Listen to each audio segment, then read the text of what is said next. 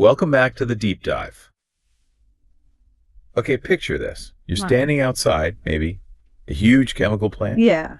Or a big refinery, one of those major industrial sites. Mm-hmm.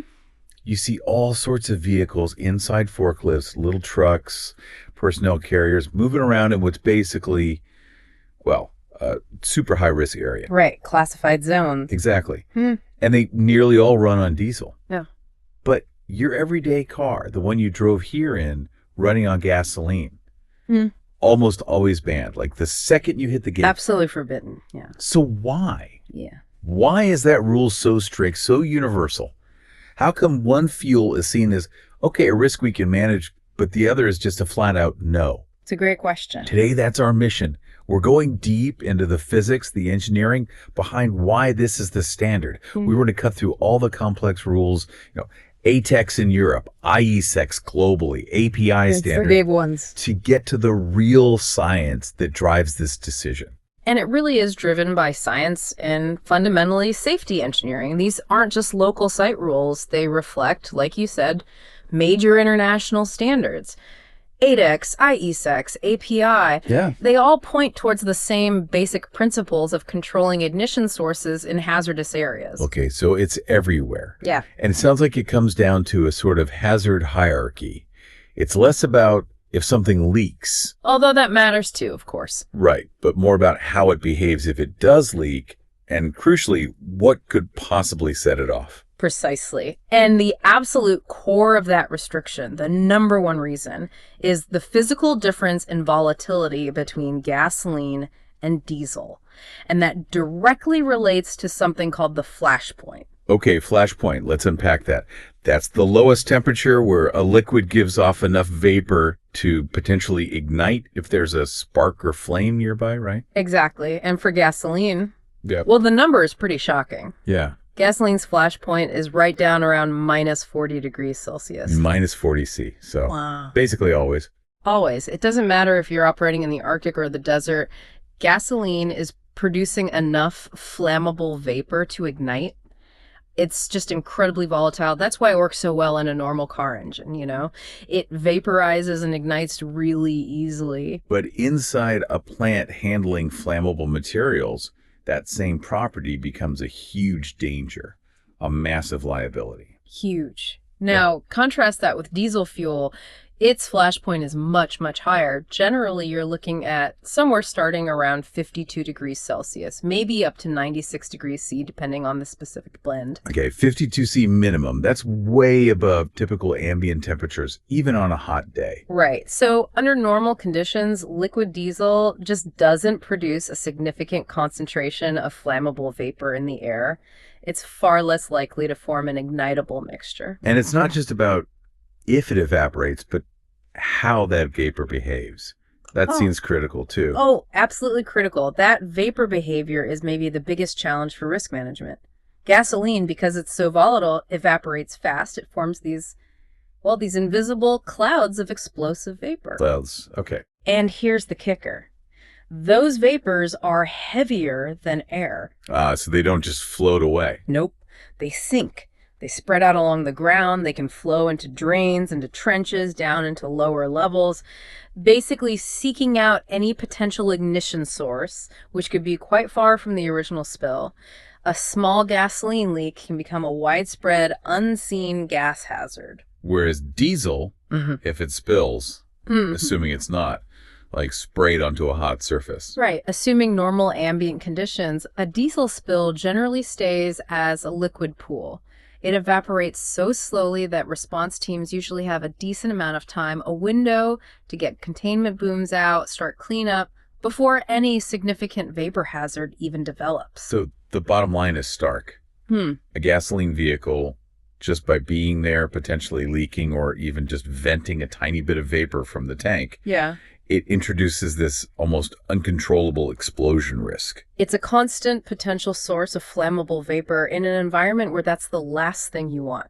Okay, so fuel volatility is problem number one. But the vehicle isn't just carrying the fuel. The engine itself is running. It's a potential ignition source on wheels. Let's dig into the engine differences. Why is a running gasoline engine such a bad fit? Well, the most obvious reason is right there in how it works. Spark ignition. Spark plugs. Exactly. Gasoline engines need a high-voltage electrical system specifically to create a spark inside each cylinder thousands of times a minute. In an atmosphere that might already contain flammable gases from the facility, or even just vapors from its own fuel, having intentional high-energy sparks constantly firing is just, well, it's an unacceptable risk. Makes sense. But it's not just the sparks inside, is it? The engine components themselves, they get hot. Dangerously hot. Very hot. And ironically, one of the hottest parts, and therefore one of the biggest ignition risks in this context, is the catalytic converter. The emissions control device. Why is that so risky? It seems tucked away. It is, but its job is to burn off unburnt fuel in the exhaust. It does this through chemical reactions that generate tremendous heat. We're talking temperatures easily reaching 750 degrees Celsius, maybe even higher sometimes. 750 C, that's incredibly hot. It is. Now, think about the auto-ignition temperature of many common industrial gases or vapors, the temperature where they can just ignite spontaneously without a spark. That can be down around, say, 250 to 500 Celsius for many substances. So a 750-degree catalytic converter driving through even a small cloud of escaped process gas. It's practically a guaranteed ignition, yeah. It's a moving hot surface well above the auto-ignition point of many hazardous materials. Okay, so gasoline engines, built-in sparks, plus components hot enough to ignite stuff on their own. Multiple ignition pathways. Now let's flip to diesel. You mentioned compression ignition. Why is that the key advantage here? Because compression ignition gets rid of the spark plug altogether. A diesel engine works by compressing the air in the cylinder so much that it gets incredibly hot purely from the pressure. Then, when the fuel is injected, it ignites spontaneously from that heat. No external spark needed. So you've immediately eliminated that primary intentional ignition source. Exactly. That high voltage spark system is gone. And because that fundamental risk profile is lower to start with, engineers can then take a standard diesel engine and modify it. They can add specific safety features to make it suitable and certifiable for use in these hazardous zones. So it's not just that diesel engines are inherently safer, but they can be made safe enough for these specific environments. Precisely. You can add things like certified spark arresters to the exhaust to catch any incandescent particles. You engineer solutions to make sure that the surface temperatures of all the external components, the exhaust manifold, the turbocharger, everything stay below the required temperature limit for that specific hazardous zone classification. It's about managing and controlling the remaining much lower risks. Okay, that makes sense. But this brings up the emissions question, doesn't it? We're talking about immediate safety versus maybe longer-term health or environmental impacts. Diesel isn't exactly clean burning.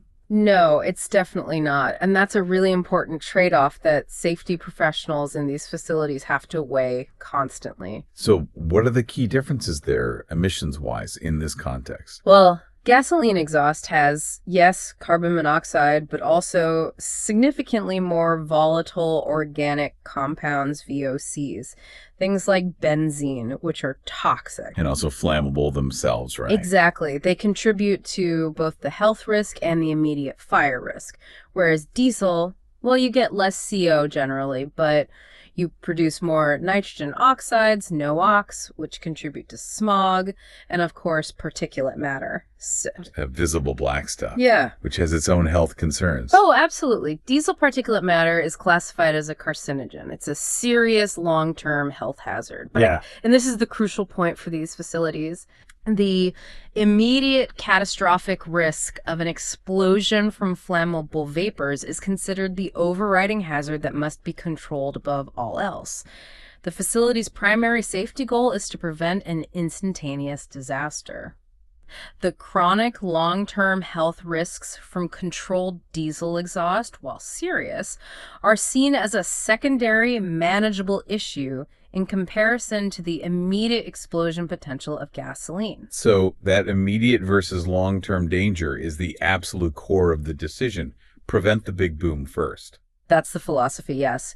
And there's another operational aspect, too. Remember the gasoline vapors? The ones that spread out and sink. Right. Those vapors can actually mess with the facility's own safety systems. Ah. Well, think about gas detectors. They're installed everywhere to sniff out leaks of processed hydrocarbons.